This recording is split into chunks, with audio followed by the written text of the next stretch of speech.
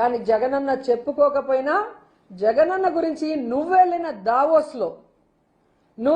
Davos వేదిక మీద ఆర్థికవేత్త గీతా గోపీనాథ్ గారు ప్రశంసించారు. అది నువ్వు విన్నావు కదా. That is Jagananna. మన పని మనం చెప్పుకోని అవసరం లేదు, 10 మంది చెప్పుకోవాలి. ఈరోజు నువ్వు చేశాను, నువ్వు డబ్బా కొట్టుకోవటమే తప్ప అది చేసింది జగనన్న విషయం ఆర్థికవేత్తలందరికీ తెలుసు. కాబట్టి వాళ్ళు పబ్లిక్ గా ఈరోజు జగనన్నని అభినందిస్తున్నారు. ఇప్పటికైనా సిగ్గు తెచ్చుకోమని మీకు తెలియజేసుకుంటున్నా. ఎందుకంటే 100 ఏళ్ల క్రితం బ్రిటిష్ వాళ్ళు చేసిన సర్వే ఇది. 100 ఏళ్ల తర్వాత జగనన్న చేయిస్తున్నాడు. నువ్వు 4 సార్లు ముఖ్యమంత్రి అయినావు కదా, ఎందుకు నువ్వు చేయలేదు? ఎందుకు నీకు ఆలోచన రాలేదు? నీకు బుర్ర లేదు. ఎవరన్నా చేసిన దాన్ని నేను చేశానని చెప్పుకోవడానికి తప్ప నువ్వుగా నీ బుర్రలో నుంచి ఒక ఆలోచనతో ప్రజలకి మంచి చేయాలి అని చెప్పి ఏం తెచ్చావు ఒకటి చెప్పమని నేను అడుగుతున్నా. అండ్ ఇంకోటి, జగనన్న సాగునీటి రంగాన్ని పూర్తిగా పట్టించుకోలేదు అని ఎవరు చెప్తున్నాడు? రాయలసీమ ద్రోహి అయిన చంద్రబాబు నాయుడు చెప్తున్నాడు. ఈరోజు రేవంత్ రెడ్డి పబ్లిక్ గా అసెంబ్లీలో చెప్పాడు. ఈరోజు రాయలసీమ లిఫ్ట్ ఇరిగేషన్ ని నేను చెప్తే చంద్రబాబు నాయుడు ఆపేశాడు. ఎందుకు రేవంత్కి భయపడుతున్నావు? ఈరోజు రాయలసీమలో పుట్టిన నువ్వు రాయలసీమకి నీళ్లు తీసుకురావాల్సింది పోయి జగనన్న స్టార్ట్ చేసి ఆల్మోస్ట్ వర్కులు పూర్తయిన వాటిని రేవంత్ మాటిని నువ్వు ఆపేశావు అంటే నీకు రేవంత్ కి ఏంటి సంబంధం? మీ ఇద్దరి మధ్యలో ఏం జరుగుతుంది? అంటే నీ ఆస్తుల గురించి రాయలసీమ రైతుల భవిష్యత్తు, ప్రజల భవిష్యత్తు రేవంత్ దగ్గర తాకట్టు పెట్టావా? లేదా నువ్వు చేసిన ఎదవ పనులు రేవంత్ కు తెలుసు కాబట్టి భయపడి రాయలసీమ నీటి ఏమంటారు ఈ ప్రాజెక్ట్ ని తాకట్టు పెట్టావా అని అడుగుతున్నాను.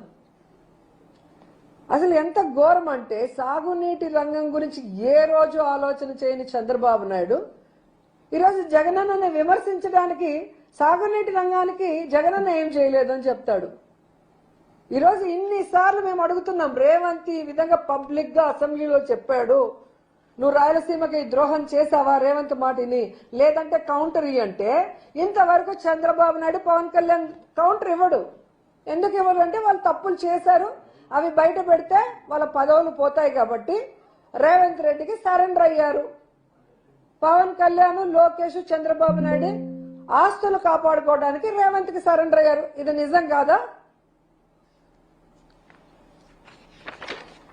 ఈరోజు మీరు చూస్తే రాయలసీమలో పుట్టిన నువ్వు రాయలసీమ ద్రోహిగా, రాయలసీమని సర్వనాశనం చేసే విధంగా జగనన్న కృష్ణా జలాల్లో మన హక్కును సాధించడానికి రాయలసీమ లిఫ్ట్ ఇరిగేషన్ పెడితే దాని పనులు ఆపేసి ఈరోజు ఏ విధంగా రైతుల భవిష్యత్తుకి ఊపిరిపోయాల్సిన ఒక ముఖ్యమంత్రి ఊపిరి తీసేశాడు అనేది ఈరోజు నగిరిలో అందరూ గమనించారు, చిత్తూరు జిల్లా గమనించింది, మీ మీటింగ్ లో రాయలసీమ మొత్తం చూసింది.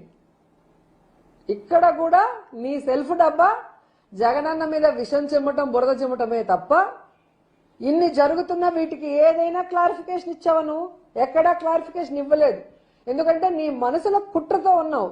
నువ్వు చేసేటివన్నీ తప్పులు, తెలిసి తెలిసి చేసే తప్పులు కాబట్టి వాటికి నువ్వు ఆన్సర్ ఇవ్వలేక జగన్ గారి మీద, పార్టీ మీద బురద జల్లే కార్యక్రమం చేశావు. అది అందరూ స్పష్టంగా చూస్తున్నారు. ఎందుకంటే ఆ ఖాళీ కుర్చీలే దానికి సాక్ష్యం. మీకు కావాలంటే నేను వీడియోస్ పంపిస్తాను, చూడండి. నువ్వు ప్రజలకు మంచి చేస్తే ఈరోజు ఖాళీ కుర్చీలు ఎందుకుంటాయి? ఆడ ఖాళీ కుర్చీ ఉన్నా కూడా కాన్ఫిడెంట్ గా అబద్ధాలు చెప్తాడు. ఎందుకు? తన జాతి మీడియా పచ్చ ఛానళ్లు తన క్లోజప్ లో చూపిస్తారు, జనాల్ని చూపించారు, ఖాళీ కుర్చీలు చూపించారు కాబట్టి ఓహో చంద్రబాబు నాయుడుని పబ్లిసిటీ చేసుకోవచ్చు అన్న ఒక నీచమైన ఆలోచన తప్ప మనం ఇచ్చిన వాగ్దానాలు నెరవేర్చి ప్రజల ఆశీస్సులతో ప్రజలందరూ కూడా ఒక సీఎం ఒక నియోజకవర్గానికి వస్తే స్వాగతం పలికి పూల వర్షం కురిపించి నువ్వు చేసింది చెప్పింది చేసావని చెప్పి వాళ్ళు నిన్ను అభినందించారు. నువ్వు ప్రశ్న అడుగుతుంటే ఒక్కరైనా క్లాప్ కొట్టారా? అవునా కాదా అని అడిగితే ఒక్కరైనా సమాధానం చెప్పారా? చేతులెత్తండి అని చెప్పి అరిసావు. ఎంతమంది చేతులు ఎత్తారు? ఎవరు ఎత్తలేదు. దీన్ని బట్టి నగిరి మీటింగ్ చంద్రబాబు నాయుడు ఎంత అట్టర్ ఫ్లాప్, సీఎం గా చంద్రబాబు నాయుడు ఎంత అట్టర్ ఫ్లాపో అందరూ కూడా రాష్ట్రంలో తెలుసుకున్నారు ఈరోజు.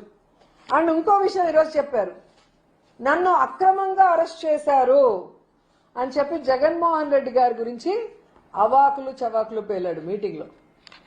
ఈరోజు స్కిల్ స్కామ్ లో నువ్వు సంతకాలు పెట్టి షెల్ కంపెనీలకి అమౌంట్లు ట్రాన్స్ఫర్ చేసుకొని దాని ద్వారా కోట్లాది రూపాయలు కొల్లగొట్టి సాక్ష్యాలతో నువ్వు దొరికి నువ్వు అరెస్ట్ అయ్యి జగన్ గారి మీద నువ్వు ఎలా అబద్ధాలు చెప్తావు?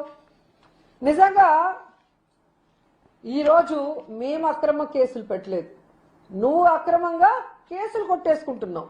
ఈరోజు నేను నిప్పు నిప్పు అని నువ్వు చెప్పుకుంటావు కదా, మరి నువ్వు నిప్పు అయినప్పుడు ఈరోజు కోర్టులో నిర్దోషిగా నిరూపించుకోవాలి. కానీ నీ కిందున్న సిఐడి మీద ఒత్తిడి తీసుకొచ్చి కోర్టులో తప్పుడు నివేదికలు ఇప్పించుకొని కేసులు ఎందుకు తీసేసుకుంటున్నావు అని అడుగుతున్నా. జగన్మోహన్ రెడ్డి గారు తప్పు చేయలేదు కాబట్టే కోర్టులో నిజాయితీ నిరూపించుకోవడానికి న్యాయ వ్యవస్థని గౌరవించి వెళ్తున్నారు. నువ్వెందుకు అడ్డదారిలో కేసులు కొట్టేసుకుంటున్నావు చంద్రబాబు నాయుడు? ఇది రాష్ట్ర ప్రజలకు చెప్పాల్సిన అవసరం ఉందని కూడా ఈ సందర్భంగా తెలియజేసుకుంటున్నా.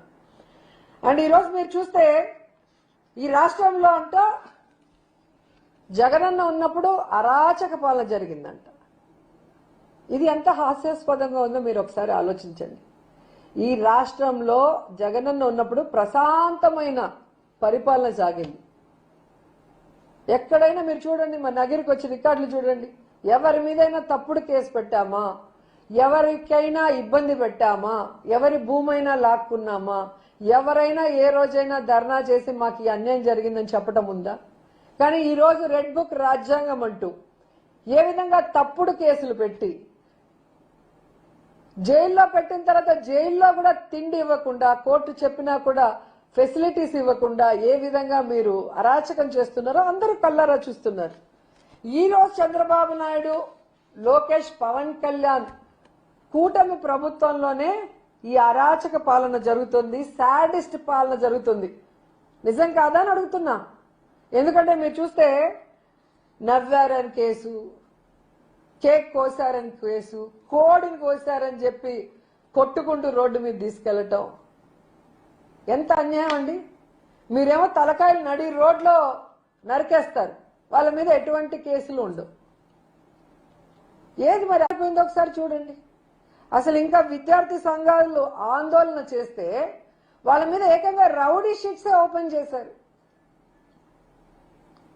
ఇది ఎక్కడ న్యాయం చెప్పండి? విద్యార్థులకి వాళ్ళకి ఇవ్వాల్సింది మీరు ఇవ్వరు,